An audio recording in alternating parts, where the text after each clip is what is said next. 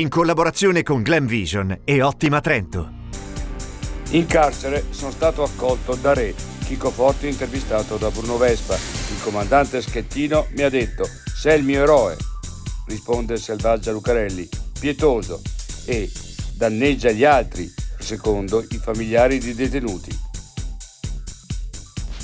Campodenno perde il controllo della bici e sbatte violentemente la testa sull'asfalto. Paura per un tredicenne trasferito in elicottero all'ospedale. Ciclista in pantaloncini corti bloccato nella neve in piena notte al passo Visse, chiede aiuto al soccorso alpino, trasferito in salvo con un inizio di ipotermia. Salva casa, Rigotti, una grande opportunità, aiuterà tante famiglie trentine. Un condono, non è vero, dai soppalchi alle verande, ecco cosa si potrà fare.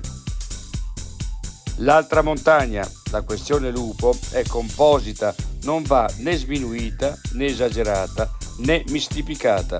Bisogna uscire da polarizzazioni ed estremismi. Storie di Marzia Verona, scrittrice e pastora. Ottima Trento, dal 1997, consulenza, ricerca e formazione. Il nostro impegno, la tua crescita costante. Ottimatrento.it